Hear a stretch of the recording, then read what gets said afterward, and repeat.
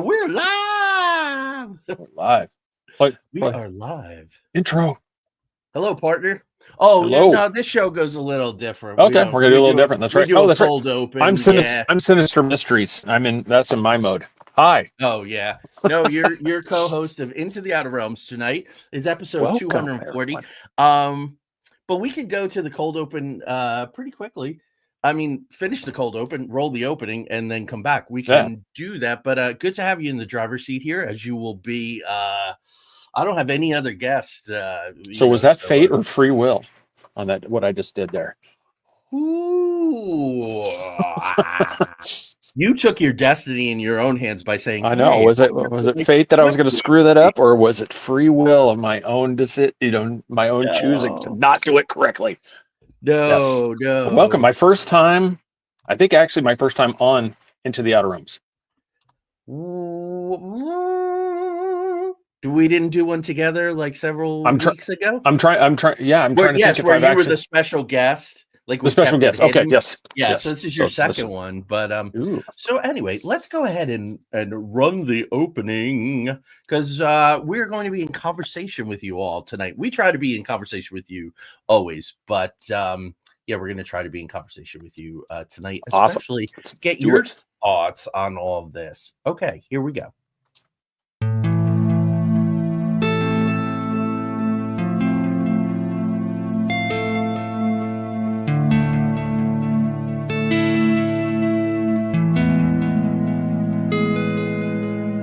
There exists a realm beyond our wildest dreams, a realm beyond reality that the gatekeepers and guardians have always told us consists of nothing but tricks of the eye, weather balloons, swamp gas, sand cranes, fairy tale myths of monsters, crackpot conspiracy theories, and desperate cries for attention. We know this realm exists, and it's just beyond the horizon. The preset path, the well-worn walkways where the cynics want us to stay. Instead, give this a listen. Put on your headphones, adjust your volume, close your eyes, and fasten your mental seatbelts, because the twilight-tinged turnoff from reality's alluring highway is looming just ahead. We're about to leave the plane of the easily explained, couldn't possibly be's, and the no way I just saw what I saw's, for the spaces and places where everything is possible, and if you stay long enough, even probable. We're about to take a journey into the outer realms.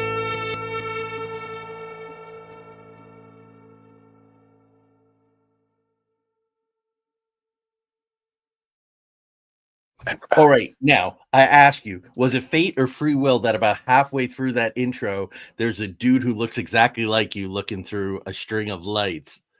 It was like you were always there. It was meant to be. It was meant to be. And meant to be is a really nice, that's a really nice phrase. So here we are. I have just a little bit of guidance on a little blue card tonight. Because this is something, Craig, my journey with this started in 2002 is when I started doing, mantra-based meditation, doing drum journeys, astral traveling, shamanic kind of stuff. It sort of as a way to enhance my writing. I was doing a lot of poetry at the time, and I came up with this sort of form called New Mystic Alchemy and had a book published and all. Also too, I have to say, a lot of my practice was because I was a young Sicilian from New Jersey and I needed to lengthen my fuse. I had a terrible temper, and just the breathing and stopping, think before you talk. I mean, it took me forever to nail it. I will tell you, and maybe let's calibrate the cynic or skeptic meter. I was meditating one day. This was about 2003. It was probably about a year into my practice. My ass came off the floor for a split second. Oh, that's pretty cool. It was just enough to go, hey, wait a minute. I think And then nope. And then one night my third eye almost opened, dude, and I felt my temperature going up, and I had this vision of myself kind of like bursting into flames. I totally wussed out, never got ever close again. And then there was another time that I was meditating. I was really into it. I was doing my thing, and in my mind's eye, I saw like this black form in front of me. And then this giant, it was like something out of like a Tolkien movie. This eye opened up and it was this yellow, giant yellow snake's eye. And again, I freaked out. Whenever I get really, really close to something like really, really life changing or whatever, I always freak out. But yet, you know, since 2002, I've been doing this practice, and now I added the astrology thing. But have you experimented with any of this kind of thing? A little bit, just like through myself. It's like secondhand experiences. I've never actually had the opportunity to do, go to anything, like the sweat lodge type that, just go through any of these type of activities. I mean, that's one of those I would like to experience them one, because for anybody that's listened to me in our shows together, anyone's from the shows I've been before, they know I always call myself a cross between Mulder and Scully. I am the skeptical believer. I mean, it's like, I want to believe. I mean, I have the picture. I want to believe right there. And it's like one of those things. But at the same time, I have to discount everything that can be, just proven either through science or something. I have to get that out of the way first, and then I can do it. It's just one of those, whether it's calling in the UFOs, doing the C5, whatever. Yeah, and this one, it's for me. It's like I would have to discount everything, planes, flight path. I would have to go through all that, and then I'd be like, okay, I can't explain this, and then that's what makes it cool. So, like, what you just talked about, lifting up off the ground. It's one of those. That would be one of those things that's really cool, because it's like you can see, because you could verifiably, like, if you're sitting there watching, dude, Joey just floated off the floor, boom. There's no way to explain that, and so that's what makes those experiences that much more, interesting and exciting, is when you can't explain something, whether it's paranormal, what version of paranormal. And that's kind of where, like, when we talked about this topic, I really liked it, the fate and free will, because it's one of those that there's not really definitive. Nobody can prove that fate exists or free will is the only way. It's just, there's that, it's kind of, we talked a little bit first. It's like, while I'm drinking this, at what point is this half empty or half full? Cheers. Yeah. So it's, you have, you're determining how you look at it, coming home. Did you go left or right this time? Well, that's a choice you made. Or was it fate that because you made the choice to go left, you didn't get in the car accident that would have occurred by going right? And, and it's those type of things. It's like, can we definitively say one or the other is the definitive truth? No, but we know that there was a car accident, and there's a good chance I might have been in that one. But it's like, was it one? Just, I likened it to intuition. To a lot of stuff, like just, Chris, I believe in that one, where it's just, you have that just impression, like, you know what, I don't feel like I should go on the freeway today. And you go another way, and then you follow it. That's where I think we'll have a really good debate on that thing, in discussion with everybody of what, would that be determined fate, or would you consider that was just a free will choice and you just happened to tune into what you needed to? Yeah. Now, this statement is way further than I probably even am willing to go. That would fall. Yeah, that's false. Definitely that's fate. That's almost all in on fate there. I, by nature, and so when I was, and some of you have heard this before, so I'm sorry, but I grew up in the Catholic Church, Catholic school, and everything. When I went to my first confession, and I was, I had that screen in between me and the priest, and I had him alone. I said, "Can we talk about the dinosaurs and Adam and Eve, please?" And I heard this voice through the screen, and I went, "It's a matter of faith, Joseph." And I was like, "No, no, I don't want to hear that. Let's have a discussion." So I have always, I think I'm a damn good skeptic, because I really, I have two distinct personalities that I talk about in my storytelling book, especially Joe and Joey. Joey would be like the all in on fate guy, but Joe would very much be the free will guy. Like nothing's going to alter, because what the hell is the point? So when Tanya and I, some of the deepest most interesting discussions we've ever had, and I hate it that she can't be with us tonight, she had a late client, is the idea of soul contracts, right? So there's this whole school of thought that before you come here, you work out your curriculum and you're coming to the earth and you're trying to work through karma that you're bringing from other lives. And Rachel's with us. Rachel did a palm reading for me. Oh, it was the first year we did the show. I think we're in year 5 now. And there were some really uncomfortable things. She was like, I can like edit. I was like, no way. I'll put my palm up there and you just read. And there were things about my health, and there were different kinds of things as far as that. But I always think about the science too. And I think that's what makes me a really good field investigator, because Tanya's pure intuition, pure psychic gift, like whatever that is, you know what I mean? So I work as the counterbalance to that.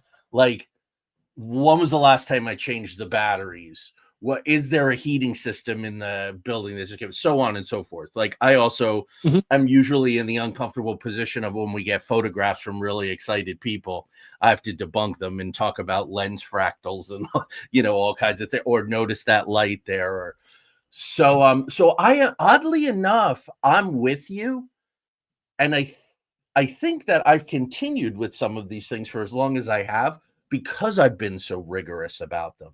Like let's take, for instance, Craig, and I don't mean to hog. Let's take drum journeying, or like an army goes into battle and they're playing a drum, but you also have drum circles for First Nation people. You use metronomes and things like that to put yourself in an alternate state, or drumming. It changes your brainwaves. It literally changes your brainwaves. We are in an alpha state most of the time, a little aggressive, kind of wide awake. You go to beta, you go to theta, you go to delta, and it's all based on changing, because your brainwaves will entrain with the drumming. Now, whatever cool mystical crap happens on the other side of that, or mystical stuff, is that discounted simply because your brain was in a different state? I don't think so. So that's sort of a snapshot of how I operate.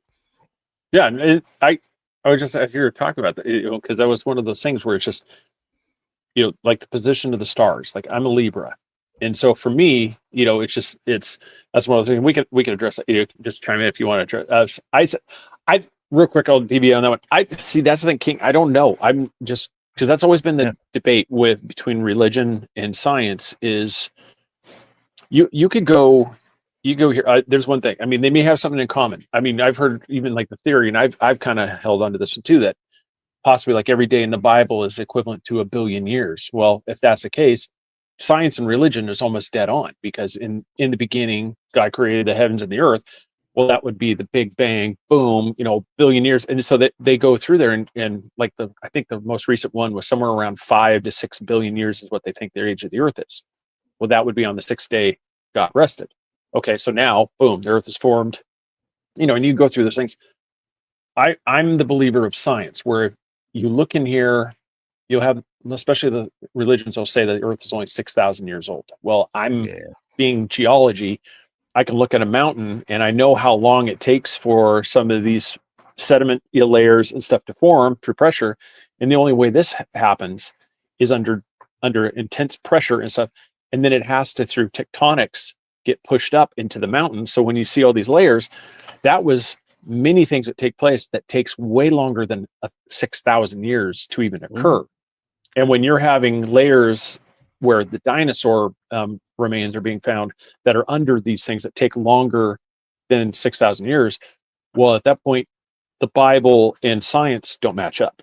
They don't. Right. That doesn't match, and that's where that. So that's like for there. I mean, does that mean there's not some other explanation? I just know that based off of current knowledge and stuff, there's not really a way to jive what would be in a biblical text with what we can see scientifically. That's right. The struggle right there for a lot of people to bridge that gap between the two.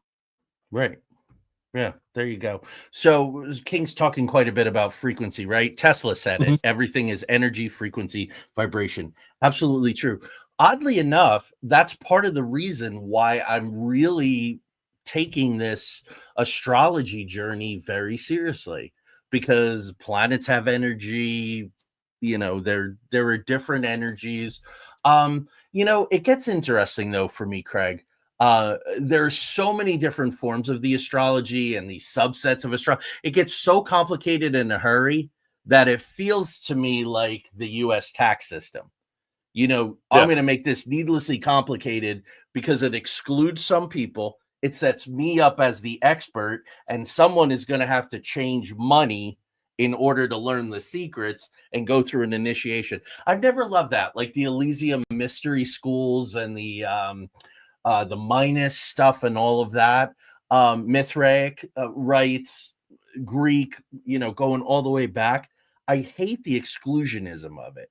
Like, I Yeah. have a secret and you have to do blah, blah, blah, blah, blah. We have things from my, I guess you would call her my grandmother-in-law, deceased. But she was into all this automatic writing, fascinating stuff, channeling. It's where Tanya and Jolie get a lot of their gifts from, that lineage. But she belonged to this Astara organization where every month you pay your money and you get your 4-page, it's 8.5 by 11, and it's like 4 pages. And the next secret will be divulged when you pay your next $1.50 or whatever, is back in the day. Scientology with their stupid, levels, their bridges and all that. Yep. Thank you, by the way, for all the people who watch that show. Thank you. Yeah, appreciate it, Ray. That was great. Yeah, that's awesome. It's a good keyword to get people. Yeah, well, it's funny. Like every time we talk about the soul contracts, like what you said, first thing that pops in my head is Scientologists that have to sign that 1 billion year contract. So it's kind of like that, and kind of back to what I'm just saying. That just made me think too when you said like there was signing the soul contract. That would almost, I would say, would almost be locked into the free will category.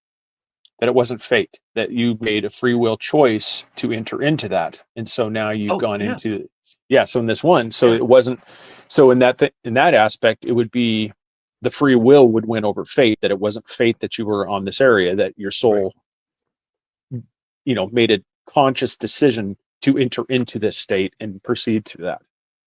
Yeah. And Gigi, I was saying, Gigi Cat, I was saying to Craig right before the show started that it's really not an either or. And on our banner, we didn't do verses, or it's really not, because she's right. All of those things are great organizing principles, and I use them all, and Tanya's very, very talented with them. But what I do with them, how often I engage with them, how far I take it, like I'm making decisions with the astrology. I don't want to do like a reading of like every position of every planet in my house. To me, that's too complicated and too limiting. But there is something, Craig, about this precession of the planets, whether it's 19 years for Jupiter, it's 80 years for Uranus, or the different things. I was always very and I still kind of am. Like someone posted yesterday and was like, Mercury retrograde again. And it's like, if I never hear the term Mercury retrograde in my life, first of all, this is what happens when I free will, bub. That's why we're doing it. When I was in middle school, I don't know if you did this. You're only a little bit younger than me, 6 years or so. But it was like, I loved music, and so many of my friends were like hardcore music, and we were musicians, and we, had our albums and our Columbia record house, like 900 records for a penny, and then you're in servitude for the rest of your life. Like I would do that over and over. And a kid would come up and go, "Oh, dudes, Led Zeppelin, man." And you'd be like, "Right, Led Zeppelin, what's your favorite song?" "Stairway to Heaven, man." Like, what other song do you know? Or like Jethro Tull, "He's So Cool." And you're like, get out of here. And this person who puts themselves forth as an expert, that ugly word, was like, "Oh, another Mercury retrograde."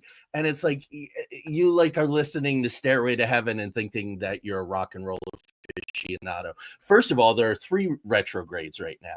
And all that means is that they just kind of stay put. They move backwards, but they don't actually, because planets don't reverse their orbits. but they stay stationary in the house and things kind of don't move or they slow down. But it's a great opportunity. The Italians say aspetta, Yeah. take a breath, take a breath, slow down. Every once in a while, it's good to just slow down and go, Yeah. I don't have to push. I can just stop and take stock of what's going on around me. So I'm with Gigi Cat on all this stuff, a tarot or throwing the bones or bird auguries or cattle guts or oracles.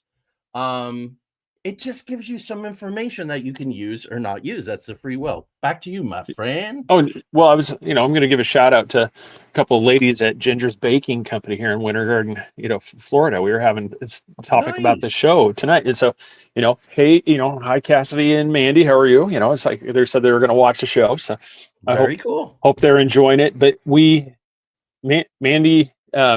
was really big on the astrology side that that this stuff really matters. And, I'm kind of the one where I don't really feel like the position of Saturn or Jupiter or Mercury is, has a direct effect, on like the decisions I'm going to make that day. But scientifically, we know that the position of planets has, gravitational, has these effects on planetary bodies. So it would make sense that even on the molecular cellular level, that it could have that same physical draw, and it could have that same, there could be, especially how you started the show on the metaphysical side. If somebody's really in tune to that type of thing, where you're on, you're really fine tuned in it, you would be able, most likely in that aspect, would be able to tell when something like that would actually have kind of a drawing effect. You would actually feel something's different, something has changed. And that would make sense when a position of a planetary object is closer in one, well, like I said, retrograde. It's not that the planet's here and all of a sudden it's like, oh crap, I'm going backwards.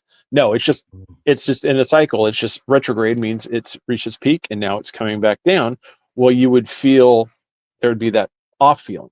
But there's some people that, they literally do not do anything with electronics, do not do anything with, they just go, they change their entire life over the fact that Mercury's in retrograde. And I'm like, it's always happening. So, pretty much what are you doing? Shutting down half the year? I can't do anything because stupid Mercury again. I like that. I just laugh. I'm like, retrograde really does help. Yeah. Yeah. So that's kind of thing. So I'll share some stuff with you guys. There are probably, because there are a lot of charlatans out there. So I really want to say tonight, it's 2:36 a.m. here in Eastern Ohio. Craig, it'll be sooner for you, I believe. Or maybe I'm just horribly showing my ignorance. But a lunar eclipse tonight. So there's a lunar eclipse. Yep. Which is a really kind of cool thing. People freak out about eclipses. People freak out about eclipses like we're still like in the Middle Ages. There's a really cool Babylonian prophecy. Yeah, right. I saw that today and I changed my advertisement, or I changed my post promoting tonight's show. That is scaremongering horse crap. It isn't worth anything. The end of the Dark Kingdom. What? No. Yeah. So guys, I'll tell you some people that Tanya and I are listening to that we find are really solid for different reasons. If you want positive astrology, so you don't want to hear any darkness, any negativity at all, go to Maxine Turner. She's been doing it since the 1970s. She's got a great Southern accent. She's wonderful. She happens to love Scorpios. But Maxine is great. There's a guy named Terrence Gardino. And he'll, like, in 7 minutes, he'll kind of tell you what to look for. He bases a lot on the position of the moon and the sun and kind of goes from there. There's a woman named Pam Gregory, very well-spoken, wonderful English accent, very, very proper, wears these high-collared tunics, almost like she's checking in from the Star Trek future, which is cool. And then these guys, Chris Brennan and Austin Coppock, are wonderful. There's also a guy, Nick Duggan Best, who also works with Chris Brennan. What I like, Craig, is there are kind of guys. So they will do, Nick Duggan Best and Chris Brennan will do 6.5 hours on the historic precession of Neptune and Aries, and they will give you 6.5 hours of history. Now, the Joe part of my brain, right? And speaking more to maybe where you're coming from, the more data, the more patterns. It's inevitable. So, would they make as big an impact in 2 hours? No, that's probably why they gave up 6.5 hours of their lives, plus all the post editing, the little corrections they flash up on the screen. Like the tarot, like Joe said, it's a way to look things another angle. I call them organizing principles. So I'm kind of artistic about it. I take a lot of notes in my book in different color markers, and I color in and just let it. And then what I do, or what I've been doing, is I transfer it to my calendar, and I'm using this blue felt tip pen. So each day or whatever, where there's something to look out for. So, for instance, and this will show you the harmlessness of it. June 5th, Jupiter and the moon were conjunct, and that was a good day to do important things. So Tanya launched the website for her new spiritual practice. What did I do? I did I did a really important entry on my blog that I've been doing, my Joey Medea Storyteller blog on Blogger. You guys can check that out if you want. There's no harm in that whatsoever. But if the moon and Jupiter, I have this real affinity for Jupiter, and it was weird. Tanya and I have a great app on our phones called Skyview. There's a free version and you can just use it, but you'll hold it up to the sky and it'll show. Every once in a while I'll post on my Facebook pictures of it, and it'll show you the constellations and all.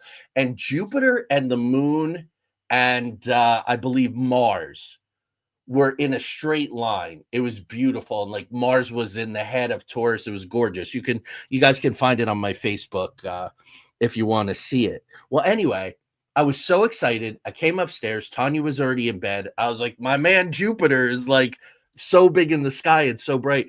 Craig, I kid you not, laid down in the bed, we fired up the sky view, and Jupiter was directly over my head, like directly over my head.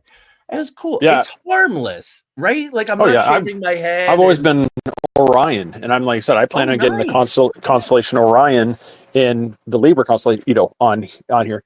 I said I'm a Libra. I go, but and it's one of those things too. It's kind of like the same thing. I go, I don't know if the position of the planets or the position of the constellations or anything like truly made the definitive, because I think it falls under the term. I should have brought it up when King, with his comment too, that falls under the determinism, thing where this is a predetermined, that there's no way to deviate, that this is forever been in this thing. And I feel like a lot of people hold complete stock in that one, it's kind of that determinism thing where because of when I was born, because one of the stuff, that is what ultimately kind of leads to who you become as a person. Right. And I've always been the other one. I've used this example, and the ladies there at the baking, I told them today too. It's just the same thing. As a writer, you have two options today. You could write a really cool, kick-ass book again, put that out for publish, or you could walk outside right now and stab somebody in the neck with this pen. Absolutely. I said nothing about the planets, nothing that determined, was predetermined. That was you making a choice, and that's where I kind of fall into the free will thing. It's like I ultimately make the choice what to do with this object. It wasn't determined by some predating, the word just failed me.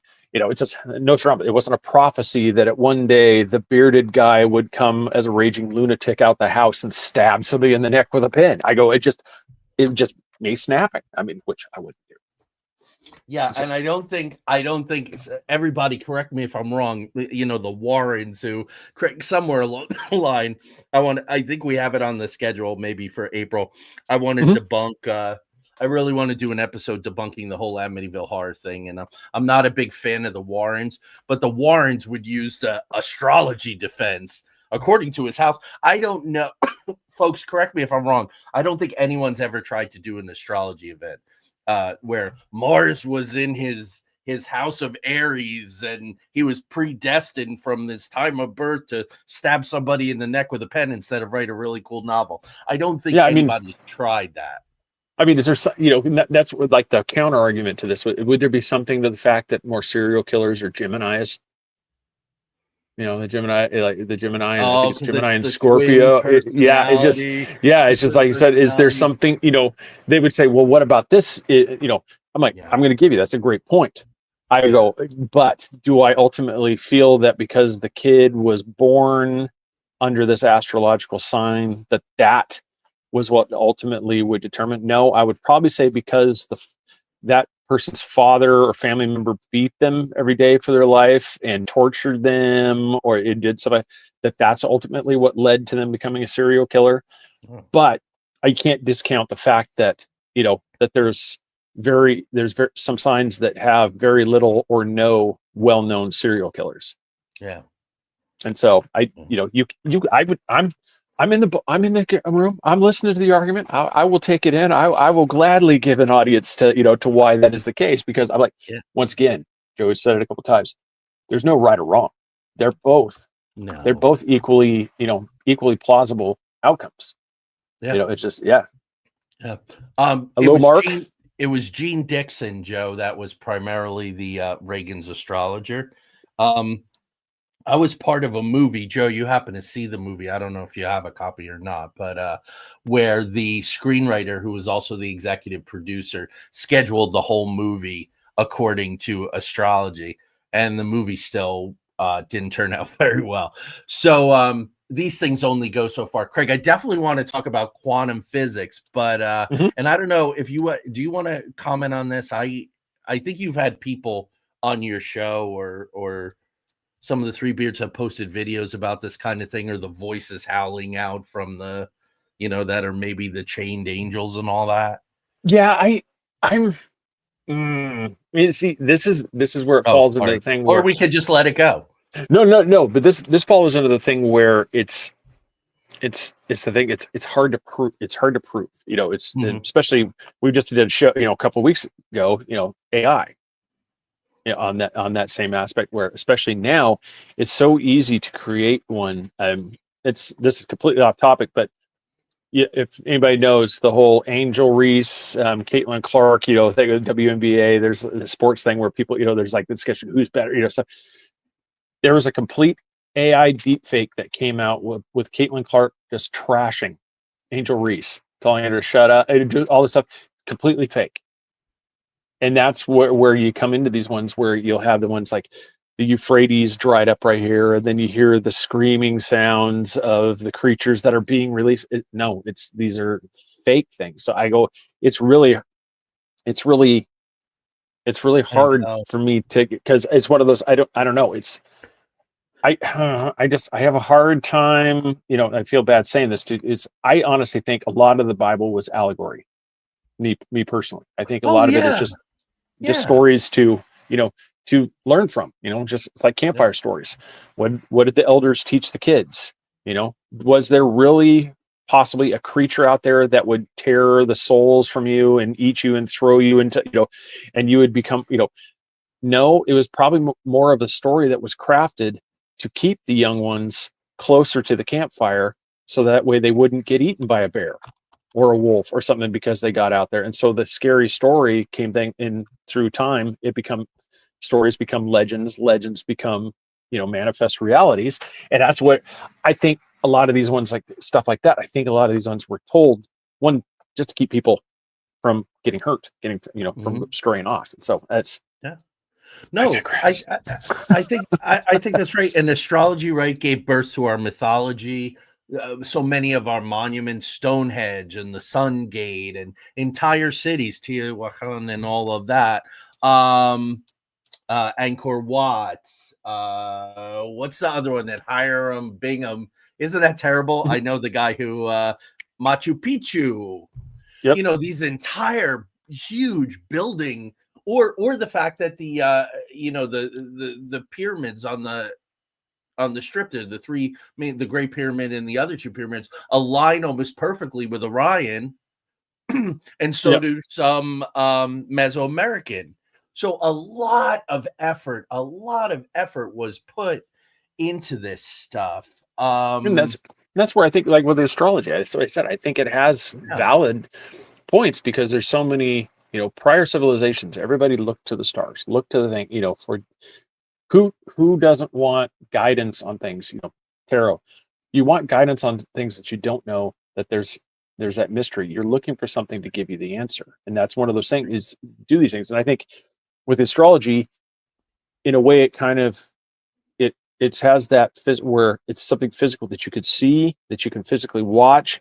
It has order, it has structure, and it's something that helps. Anybody that has structure, it's calming. And that's, so I can definitely, get behind people that's what they live by, because one, it's, it works. It's not, if you honestly feel that like you said, launching the website at a certain time is the better one, there's probably a really good chance that that's going to work, because you're putting positive energy into the effort of doing the thing. Right on. And so let's and I think Amy's here. I personally believe that astrology alone does not determine outcomes. That's right. That's good. And let's talk about quantum physics a little, Craig, because you were talking about that too. I think of all of this. I have taken all of my spiritual practice, because I read like every quantum physics book that was out there for from Stephen Hawking to Michael Talbot's, Physics and the New Mystics, to Fritjof Capra's The Tao of Physics, to Tim Allen. I'm Not Really Here. Like, he wrote a fabulous book on quantum physics. But all this, the Dancing Louis Masters, right? Gary Zukav, all that stuff. I have all of those. Simulation theory really falls heavily on the quantum, quantum level. And what really I get, and this has to go with your slit experiment, which you can talk about that, is that wave possibilities are rising up all the time, right? I can take this pen and I can conduct a band with it, or I can use it as a fake mustache, or I can write the next great American novel, or I can stab myself in the eye, which I almost did after my divorce decades ago. I can do all these different things with this pen. They're all wave probabilities, but until I actually, or I can just take it and I can put it down and not interact with it anymore. Yeah. And that was my free will that night. So if I had, in my despair and my loneliness, my uncertainty about the future, because I didn't have any guidance at all about what was going to happen, and I was shamed by my divorce and my wife's affair and all this kind of stuff. It was still my free will and my curiosity about what was coming next. And then I sort of just made that the wave probabilities are always coming up. So I agree, Amy Jo, the precession of the planets, the positions in the houses, the various signs, what's going on with the moon, what's going on with the sun. These are wave probabilities that are going to allow, so they're going to allow certain wave probabilities to come up.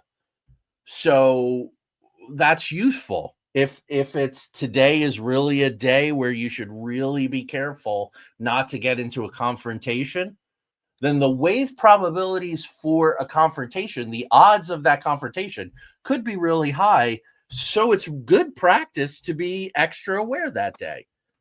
Know what I mean, Craig? But I think if you don't go to work every Friday the 13th, and you're missing out on really good opportunities, or you won't get on an airplane because of XYZ, because of the astrology and all, and so you're missing out on the birth of your grandchild or something, that could be really debilitating. Oh, and that's robbing you of your free will. Oh yeah, and just kind of like to springboard off of that too, it's one of those, this is where, and this is going to blow everybody's mind, this is where the fate comes into play, where it's just when one of those, you're feeling down, you're at that point where it's like things are falling apart, but that person suddenly gets the feeling like, I'm going to reach out to Joey, see how he's doing. And so you Mhm. answer the intuition thing and you call. Well, it's that phone call is what, is what snaps you out of it and brings you back to where, you get back on the path.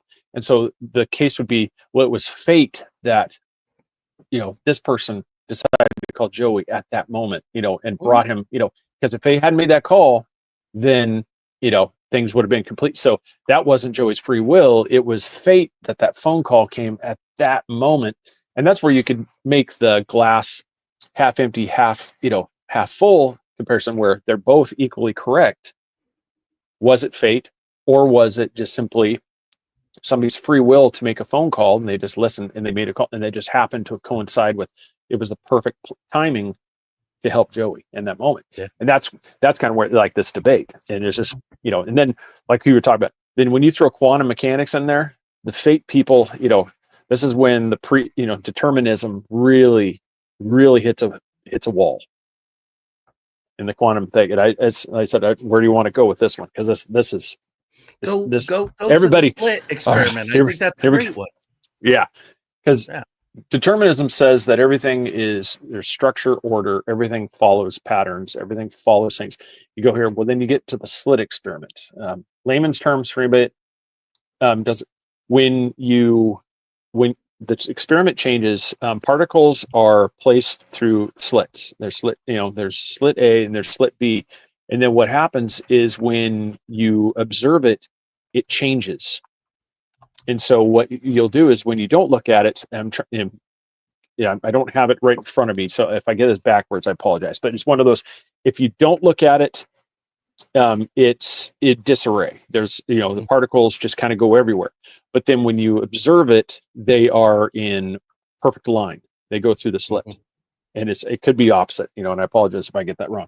That's where the observable thing, to where it's not a predetermined thing. It's through the actions of the experimenter looking at this that creates that reality.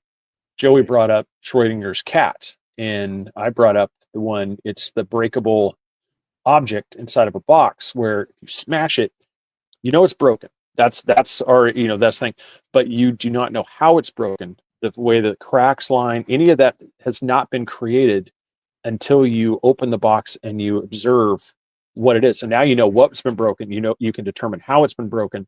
So you're creating reality. So it wasn't a predetermined reality. It was somebody observing it that you are creating it. So it was through your free will of actually observing the occurrence that created that moment. And so that's where the quantum mechanics, one, makes your head, if you're new to it, it makes your head just, because there's so many. Anybody that claims they know quantum mechanics doesn't know quantum mechanics.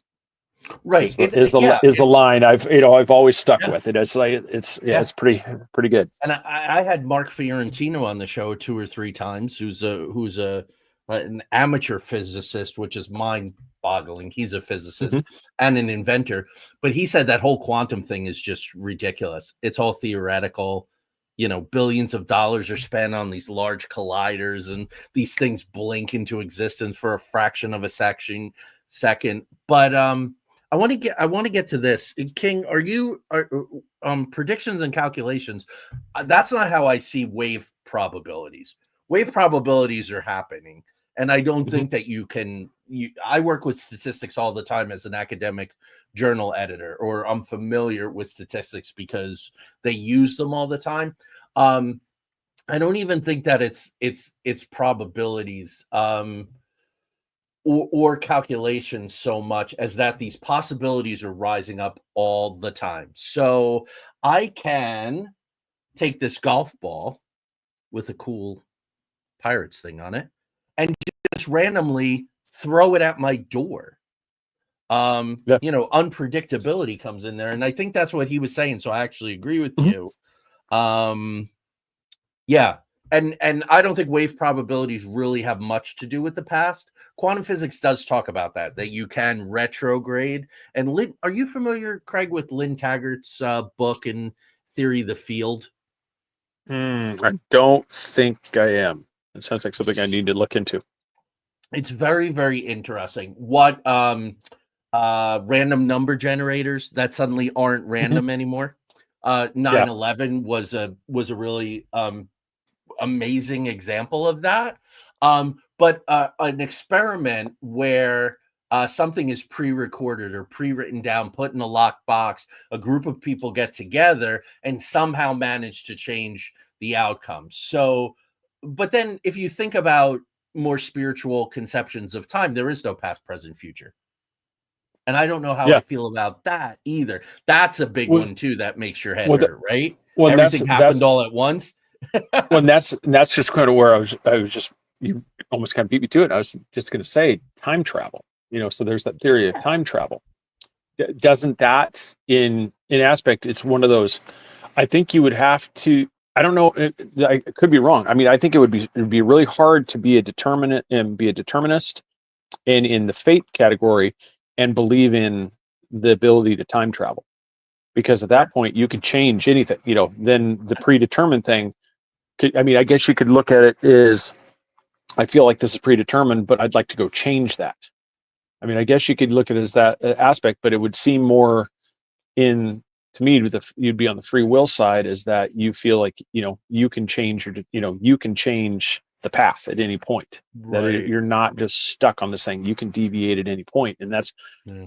and that gets in the whole thing. It's like, do you change path? It affects everything. So if I go back and to change my thing, well, I've just altered Joey's path because I've changed, the butterfly effect. I stepped on a bug that would have been eaten by this bird that would have created this. It would have done, and it caused Joey to miss the light, and he didn't make it in time. And he missed a meeting, and he didn't get the promotion. And so it's like one of those things. So in that case, I go, would that have been fate? Or just, and that's where I really like this topic. It's like there's so many avenues you could branch off. There's so many little things you could break in and actually go. Fate or free will. And we could do multiple shows and just dive into specific little parts. I would love that because so I have kind of collected stories from friends over the years where something has happened to them that should have led to their death. Like a dude was rewiring something and massive amounts of electricity went through his body. He didn't die. Other thing, Mark Fiorentino is a guy where he got a message in his voice to pull over and his tire was like gone. Or a friend of mine who drives the same route home, like it's a matter of a handful of miles, and decided to go someplace different and had a tire failure, and he stopped right in front of a garage, like right in front of a garage. And they just, yeah. But I have one for you, Craig, and I don't think I've ever told you this before. So this kind of goes into the idea maybe of timelines or multiverses and what timeline you're on, or are you on your genuine timeline? Are you following your what First Nation people might call the good red road? Your path that you're supposed to be on, which is not necessarily fate as much of the fact as there are certain things that maybe you're meant to do, which sounds like splitting hairs. Anyway, so check it out. So I in my previous life, I worked for a publishing company in Princeton, New Jersey, very affluent. I managed a team of people, but I commuted to work every day, like sort of normal people. So 45 to 50 minutes was my commute. One morning, I'm listening to Howard Stern. I'm thinking about things. I'm multitasking, and I blow a light. And there are cars coming from both directions, dude, because their light, like I blew the light and I'm in the intersection. I gripped the wheel, I closed my eyes, and I expected to get decimated. I did not get decimated, and my car was going, and there was no crunching of metal, there was no squealing of tires, there was no horns. And anybody who lives in that area of New Jersey knows if you breathe wrong, there's horns. If you deviate a fraction of a section from your path. I opened my eyes and I was on the other side of that intersection. It was the weirdest, damnedest thing. There was no way that so did I blink out? Did I go into an alternate timeline? I will tell you, my life completely fell apart within 6 months. It completely fell apart, which led to the almost putting a pen in my eye, having to completely reinvent my life, which is where I met Tanya, fell in love, moved thousands of miles from anything I've ever known, adopted, or one child, raised the other child, completely changed my life, put me back on the creative path, which I had completely given up due to my previous marriage. I have always kind of believed that some kind of cosmic hiccup happened and I wasn't supposed to die that day. But what I really have come to believe, as maybe nutty as this sounds, is that whatever that experience happened on some timeline, I died, which allowed me to jump to another timeline, which is very close to our timeline, but wasn't genuine. And so everything fell apart.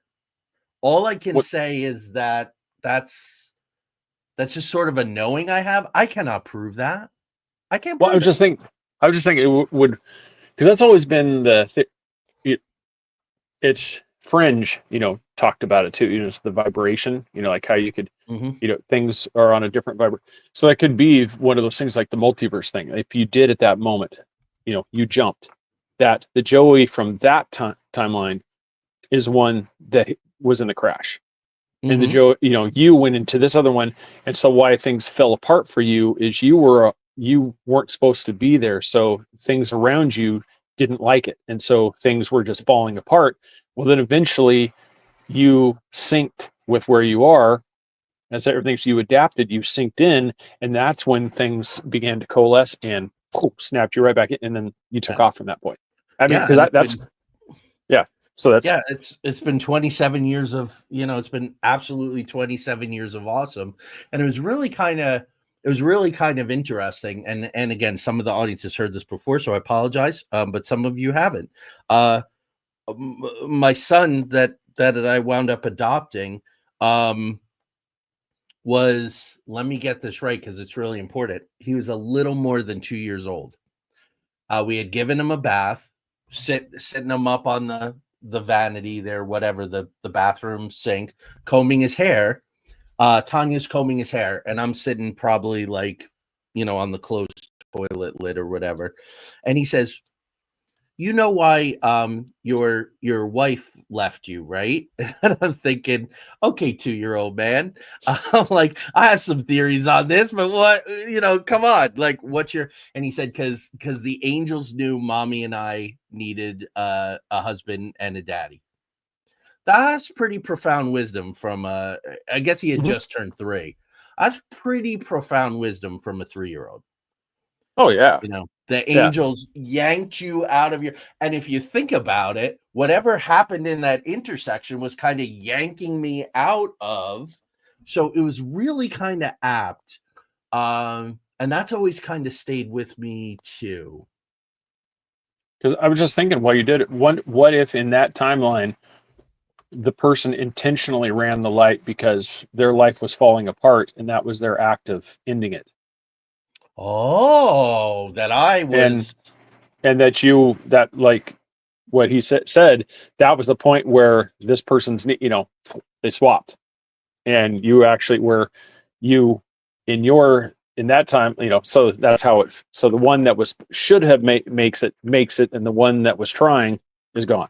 Right. So that's So I don't know. Right. That's this is what happens when I only have a little cart of stuff. It's awesome, huh? Switch. Oh, there was another revelation I was going to hit you with, and it went out of my mind. So maybe it wasn't the right time to say it. It was just what you were saying about that switching. Oh, okay. So so I've gone through all of these modalities. I've tried all kinds of stuff. It's my nature. It's experimentation. It's guidance. It's all these different things. I've had past life experience. We've done a lot of work on reincarnation. You guys can find some really good episodes where Tanya and I have really looked at reincarnation. Tanya and her work as an intuitive, as a psychic medium, whatever you want to call it, she prefers to call it as an intuitive. She's talked to souls who had passed away who say, I've picked my new family, I'm ready to come back. That's really kind of cool. That's free will. I'm coming back and I've chosen the family. That's neat. That's not like, oh, here, sign this sign this soul contract here. But Craig and Rachel with the palm reading and some other reasons, I came to the realization about 3.5 years ago that I have not, and I know some things about my past lives, and the way that I died prematurely. I got the distinct impression that I have never or very rarely died a natural death of old age. And I've kind of said this time, I would like to do that. I would like to go all the way through, whatever that means. Yeah. That's also an act of free will that fate might trump for me. That fate might go, you don't get to decide. But what if we do get to decide, right? It's an interesting, who Neil Donald Walsh's Conversations with God? That sounds familiar. I don't know if I've, you said it's one of, I'm writing down the things I need to learn here. Yes, kind of, yeah, that's why I didn't need notes, because I've been on this journey since 2002, if not longer. Neil Donald Walsh wrote the Conversations with God books, where he has these he asks God questions and God supposedly answered them, and they're very cool books. But in one of them, he says, anything that happens to you happens through you, and anything that happens through you happens for you. And he talks about really heavy stuff, like people dying in childhood or getting into an accident that then puts you in a wheelchair for the rest of your life. That these things happen because we make agreements. It's so profound and heavy because it involves children. It involves pain. It involves tragedy. It's really, really hard to talk about fate when you're talking about death of innocent people, or, is it just random that you happen to book a flight on a plane that then goes into the ground? That maybe some people would find even more unsettling. Oh, well, like 9/11. Well, 9/11. The stories of the people that suddenly, I just didn't feel like going to work. I didn't, I didn't want to go to work that day. I didn't feel it, or they missed the flight because they're running late at the airport or did something. So was that fate stepping in and determined it wasn't these people's time? And that's where I said I could honestly sit here and agree and say, you're making a very compelling case of why, fate was the thing that stepped in and saved you from that point. It's like free will, type 2, it's like you can be the same thing. Well, next time, make sure you set your alarm. It's like you chose not to double check your alarm. You made a choice, which ended up being in your benefit, in that instance, instead of being late for, getting fired, it's like you ended up saving your life because you missed the flight. Yeah. And that's, and that's, yeah. And just, Amy just said, that through in to you quote. Yeah. That's what I said. I know I feel like a broken record. I say, I go, that's the part that's so awesome about this topic. It's just that there's no right or wrong answer. It's kind of like, just because if you believe solely in predeterminism, fate, there's nothing wrong with that. I mean, because I said it's in a way, it's a calming thing that, it is what it is. I mean, I actually live by that motto. It is what it is. I roll with the punches. But I also feel like I'm in the free will side. But you could also be that same motto and be in the fate. It is what it is, because no matter what I do, I'm going to end up here anyway. Yeah, which feels really so. If soul contracts are a thing, I don't want to know about it. And I think that we drink from the river of life and forget anyway. You know what I mean? Cool, Amy, that's a cool synchronicity. I find it very comforting. Anything that happens to you happens through you. Anything that happens through you happens for you. It gives you a really good sense of free will. It that you're not when my life isn't going the way I want it to go. Here's the phrase I use: I feel like I'm a passenger on my own journey, and I hate that. Somehow fate and free will have misaligned. So when death is traumatic like an air crash, the spirit leaves, you don't feel the crash. This is where I think free will is very, very important. if someone be through their contract or their desire or their wanted to experience that, and that was the whole point of having it happen, I would like to think that the universe allows the soul to feel that. You see what I'm saying, Craig? Maybe Yep. the whole point, because there is a school of thought that the soul contract is this sort of itinerary of things that you want to experience in order to overcome the wheel of samsara, right? The Hindu Buddhist idea that you just keep going around, man, and you got to sort it out. And each time you come back, I mean, Tanya will say it, and I've heard a lot of people say it, like, screw this, I'm not coming back again. Like, this is my last go round. And like, can you determine that? Can you drop out of school? I think you can drop out of school, become a renegade soul, go screw you, I'm not going back. Yeah. I was just looking at Amy and the same thing too. It's just kind of like that. What if there is also a third option, like where there's a hybrid, where there is an ultimate fate, like you have an ultimate destination, there's an ultimate, like you said with the soul cut, there's an ultimate goal, but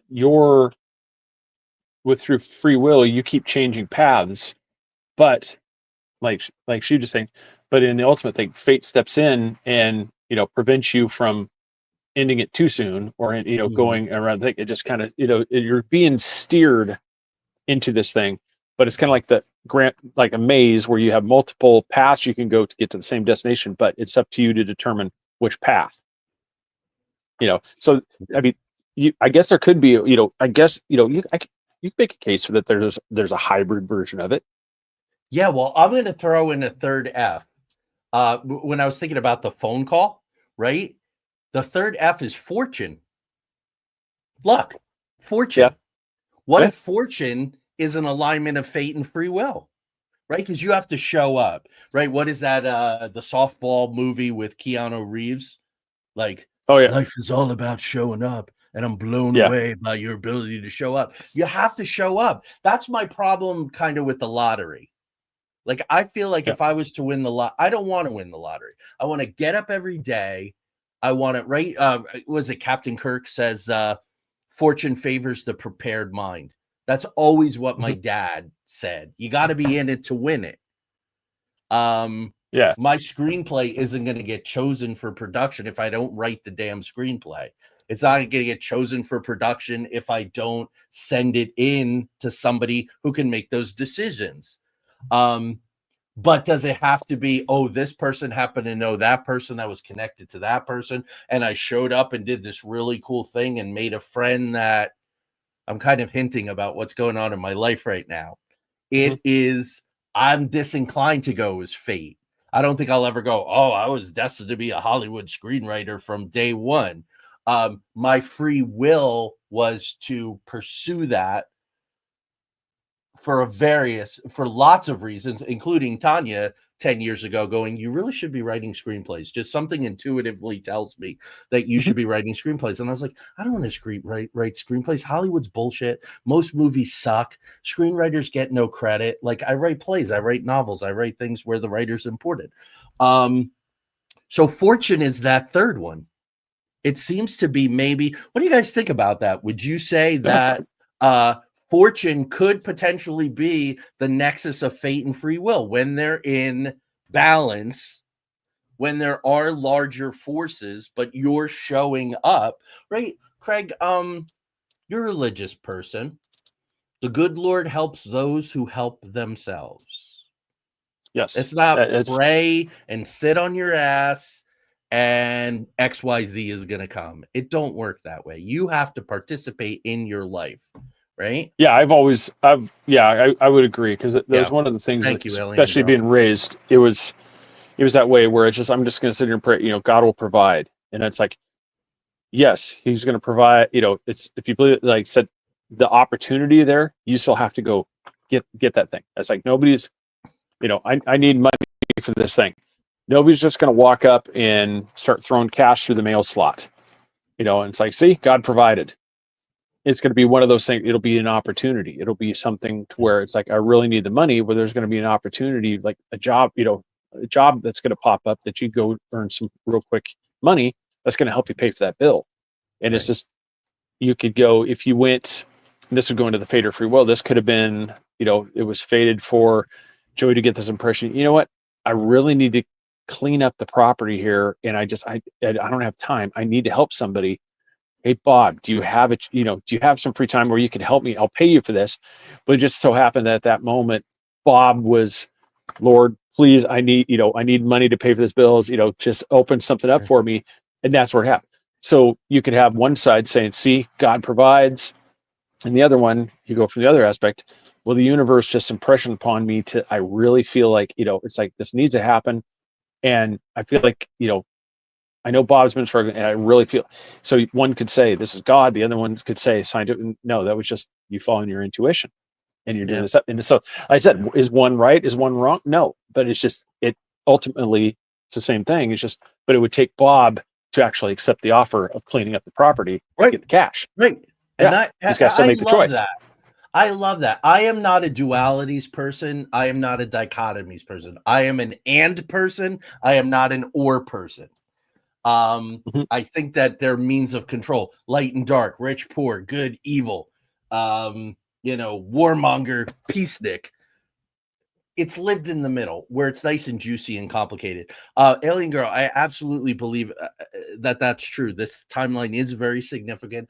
Craig, are you connected with someone named Bryn Morgan, who does a lot of work with the Schumann resonance and timelines on no. Facebook? No, I see a lot of people that do with it. That's one of those things. I'm not really entirely sure of myself about the Schumann resonance. I mean, I'm not. I see what people are saying. I go, it's one of those things. Could it be cyclical? Could it be actually something where, those spikes? I don't know. It's kind of like the people that use the E meters while they're doing, ghost investigations. Is it really picking up a ghost?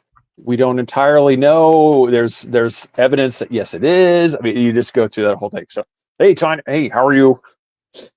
So yeah, so the Schumann resonance. I've seen some people. I mean, I don't. There's something. There could be something to it because all of a sudden you're just like nothing. And all of a sudden you just see these, spikes, and then It is. So I'm going to put it in the chat room here, folks. I don't know how Bryn and I got connected. Bryn Morgan on Facebook. On one hand, you could say, man, this is really out there because she's talking about Alarian angel forces and she's talking about galactic councils. She's talking about the Val Shade reptilians, if you've ever heard of them. She's talking about timelines being reset and the Earth getting destroyed, but then going to an alternate timeline. Not that much different than me getting destroyed, possibly in that intersection going to.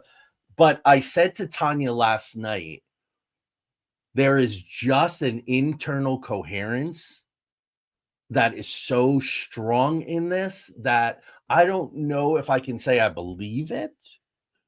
But there's a certain level of some kind of truth to it that I really look forward to her post. So maybe check that stuff out, guys. It's pretty wild. Karen, there's my aunt would always say that she wasn't coming back. And my aunt Annette, I just did a blog tribute to her. She passed away a long time ago, but she was a bodhisattva. So a bodhisattva is someone who doesn't have to come back, but chooses to come back. Which is really interesting. Tanya might be a bodhisattva. So Tanya, I'm glad you're here. Craig, I don't know. The numbers are still good. Let's go for a little while more. Yeah, there's something really cool I want to talk about, but I feel like I kind of want to keep it to the end. Do you have anything else on this subject that you? Well, I was just going to kind of thing about what Karen was saying right there too. Is I've often wondered because the previous lives, one, there's always been that only. You can't have 17 people that were Abraham Lincoln in their previous life. Right. Why are so many people famous people? Yeah, right. Yeah. Why are somebody, like I said, nobody ever goes, I was Bob from, Kapinski,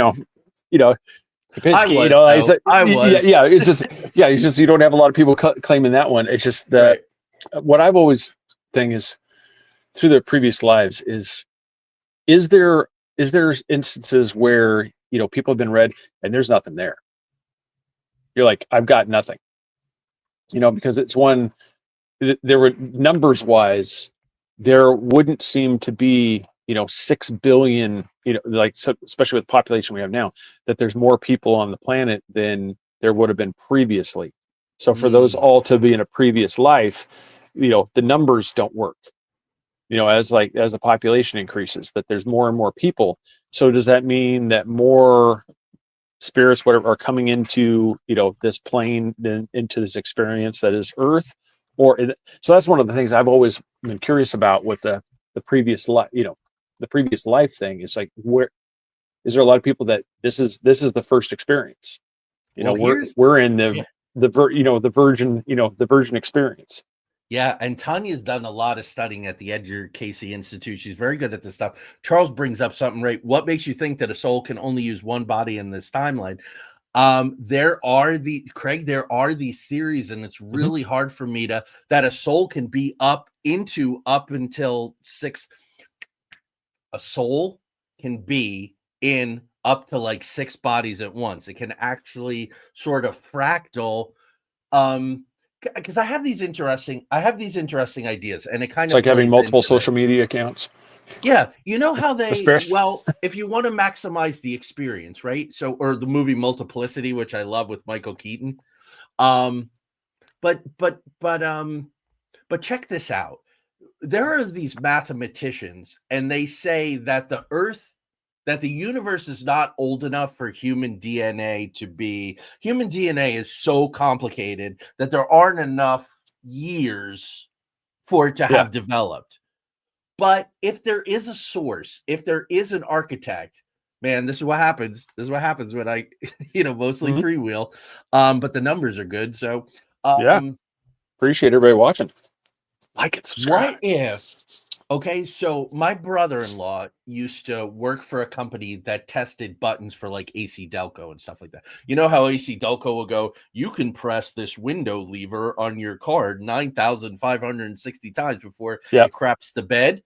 He would actually design machines. You would go into his laboratory and there were just buttons being pushed by things. If you really want to be efficient, you run numerous experiments at once. And I think that's what the multiverse is. The wave probabilities all enact. So I pick up this ball. I could try to swallow it. That happens in some multiverse. I could throw it at the door.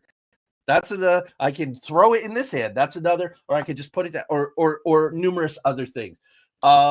I think it's all part of it, but what we focus on, I guess, is because that's the thing. Like, if there's a multiverse, what is your consciousness right here, right now, focusing on this one? It's not like when I'm sleeping, I universe jump. So I can check in on projects and things that I have going on in other universes.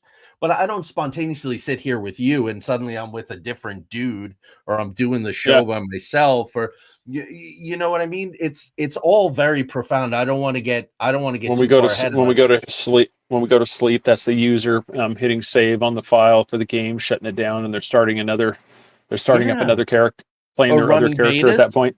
Running betas. Abraham Lincoln Vampire Hunter was a movie of a writer's account of him being Lincoln while he played toys. Yeah, that was. If you've ever seen it, I love that movie. I know. That was. I mean, it was one of those. Was it a crazy story? Yes. I mean, like I said, it was one of those people like, oh, that's. I'm like, it wasn't supposed to be real. It wasn't supposed to be a historical fact. It was just supposed to be just what if, the what if style movie.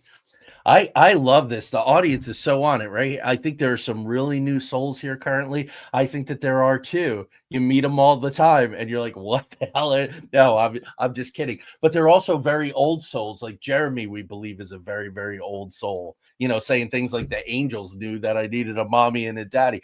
This is great too. Maybe there are a lot of NPCs. I think there are.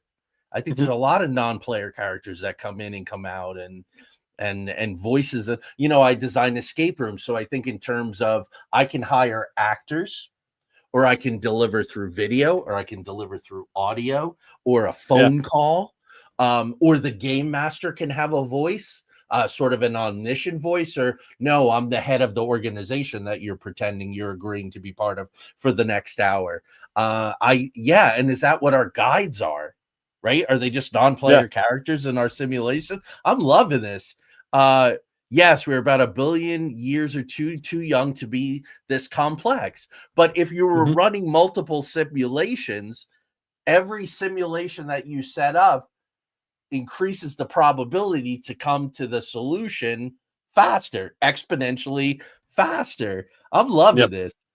NPCs, maybe lots of crazy stuff happening. Yeah, absolutely. Oh Yeah. yeah. Charles says to Karen, out of towners. Yeah, I think there are definitely some out of towners. I need to plug something. Speaking of all of this, Go. 1 p.m. I'm going to be on Manson Mitchell Saturday. Craig works on Saturdays, but he's been on Yeah. Manson Mitchell with me. Craig, this is my 16th visit with Manson I know. Mitchell. I have a standing offer to be on there, and I just can never Yeah. get back on the show. Yeah, because you and I got to go on there and crush it to the national audience. But anyway, I'm going to start with St. Patrick because it's St. Pat. You know, they bring me in Monday. for different stuff, Friday the 13th and stuff. Yeah, but then I'm going to be talking about fairies and fairy lore and the overlap between fairies and non-human intelligences. Because isn't that another one? Out of towners. Like, what about non-human intelligences? Angels, demons, jinn, shadow people, black-eyed children. Did I say angels? Yeah. Yep. They're sort of non-player characters in our life too. And we sort of draw them. Yeah, and King, are fairies or are they jinn in disguise, or are they? I'm going to be talking. Tanya and I have had a lot of experiences. It's interesting when Tanya goes out and does conferences and different things like this. People will come up to her and they'll say, "You're from the Pleiades. You're star stuff. Like you're ancient and infinite." And other people will say, "You're from fairyland." And there's this really, really interesting overlap. Charles was talking about weak spots or spots where big change can happen. These are like portals. So Point Pleasant, West Virginia, of which Joe Redmiles and I are very fond. Mark Eddy as well, if Mark is still with us. This is a portal area where it allows these bleed throughs and these doorways to other things. So, Craig, when you start adding in the NPCs, if you start adding in, there's a really interesting, because I design escape rooms and immersive experiences and all, I do a lot of research on game theory, even though I'm not a video game player. But there's something called ludonarrative dissonance, the illusion of choice when you're playing a video game versus actual choice. And they always talk about BioShock, right? Where it looks like you're allowed to make a moral decision, but you're actually sort of funneled down a certain road toward the boss. Fate. Yeah, what are you going to do with the little kids? Right. Like the game by design. Yes. But you know what I love? I love Red Dead Redemption because my free will is screw the fate path, screw the ludonarrative dissonance. I'm just going to ride around on my horse and do cool crap and talk to people. The way you just said that just made me think about it. In the in a complete like microcosm, those type of games, those are literally almost our topic. You have a fate where there's an ultimate end game, but you have the free will to do whatever you want throughout the whole thing. But you occasionally, like I think it was, I want to say it was Amy that said it, where it's like occasionally you get snapped back into where you have to be, where you're going to be, no matter what you do, eventually you're going to end up with a cutscene, which is going to take you back on the path, like in the game. So like Red Dead Redemption, eventually you're going to get back on the path where you have to complete something to, keep progressing. Right. And so that's, Right. So it's that same. Yeah. So this is what happens to me. So I and this happened. It was Easter, I think 2 years ago. I'm at my son's and I have this consulting gig and I got to play all these video games. I don't have video game systems. So I'm checking out BioShock and I'm like, I want to play some Red Dead. I love like the Western stuff and all. Well, I ride around, it gets dark and I go back to my camp. And so there's some dudes hanging out at a campfire and the madam of the local brothel is there. So I'm so into this, dude. I've ridden my horse. I've, it's just a video game, so I've caused some crap. I've randomly shot some people, whatever. I'm just having fun. Total free will. Total free will. No morality, no nothing. And I really want to chat up the madam, but I can't because she has these predetermined. Fate is only going to allow her to say things to me that I quickly get bored with, and so I get back on my horse and go do some more crap. It is a very, very cool. You know about the Bigfoot side quest in Red Dead 2? Red Dead. I think it's the first or the second. I think it was I want to say it was the first one. I could be wrong, but there's one where you can actually search around. You can find Bigfoot, and the sad part is that you end up. I think the ultimate thing is you end up killing them, and it's like the last of the Bigfoot. It's like so you have you have that option to where you can actually do that, and it's like if you do, then it's like you realize that you've just killed the last Bigfoot. Yeah, so that's a little Easter egg that's inside the game too. So, Craig, it's been an hour and 20 We have devolved into Red Dead Redemption talk. This is, but I think it's an awesome. Parallel. It's a pretty really cool metaphor. So, Alien Girl says your soul team keeps nudging. What I learned from my mentors and all that, and how many people have experienced this in your life? Little push. Oh, geez, that was unexpected. Damn! All of a sudden, there's cutbacks at work. Well, I hate this job, but it's the only job I have. So then you get pushed again. Now your boss has written you up because somehow there was some kind of computer glitch and the thing you were supposed to file didn't get filed on time, even though you did it. Then you get shoved. Someone in the office is actively sabotaging your ass. And then you just get kicked in the ass until next week. You lose your job out of nowhere. And that's, I believe our soul team, is trying to get us towards our highest good. And then we have the other side, fate or destiny always prevails. So that's what I love, Craig. I love our approach to this show. No one's ever going to get definitive answers out of us because there are very few things that have definitive ansers. Yes. Very few things. Yeah. Yeah. Yep. Yeah. It's my life and press fast. That was the thing. That's the part I like too. It's like, and I live this like with my life. There's not very, very little absolutes.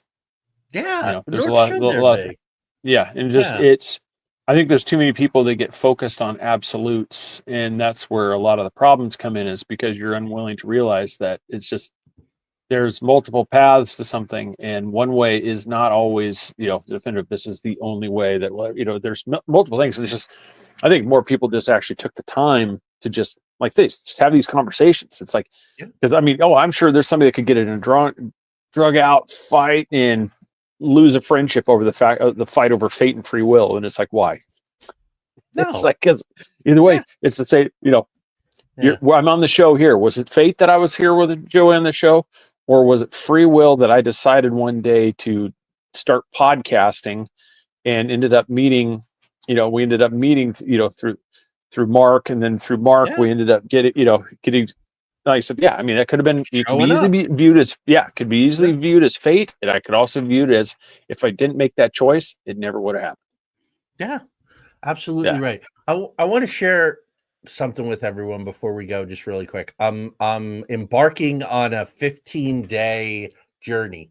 Sorry, I have this little ghost of my. Sorry about that. Yogi fast. He's falling down. He's going up on a mountain. Kinda. How do you know that? Did I tell you? Guess. No.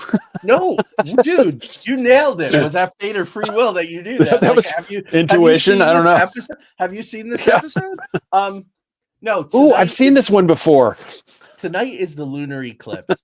And today's, so it's the 14th, and for most of us it's the 14th, and on the 29th is a solar eclipse.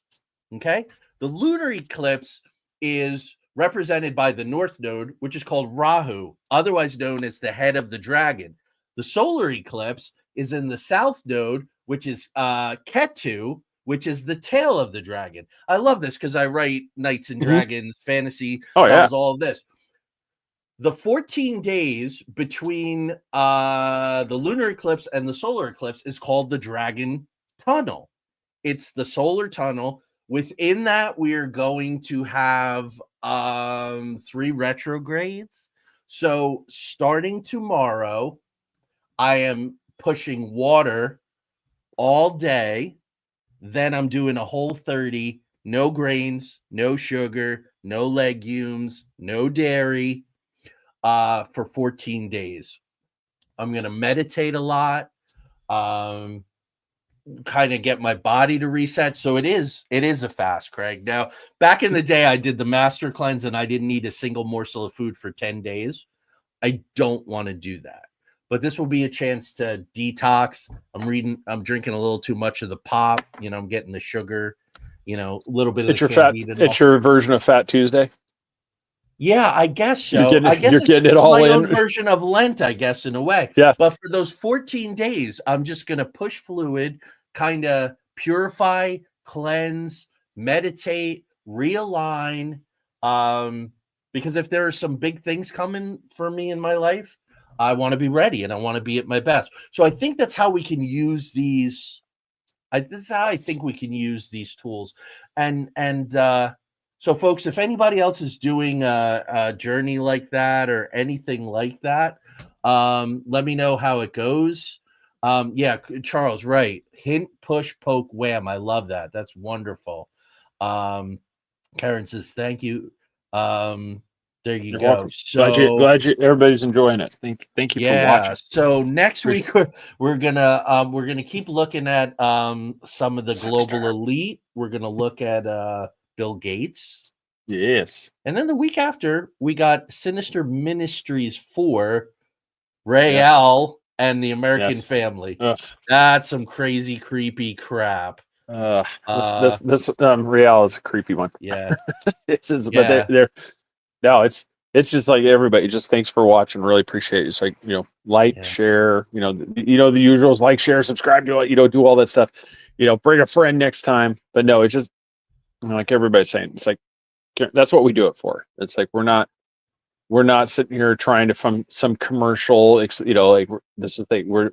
We like these topics, and we have the outro for our other show, but it's the same thing. If anybody that's watching this is like, if you guys have a topic, if you have something that's interesting, shoot it our way. Throw it in the comments. We'll see it.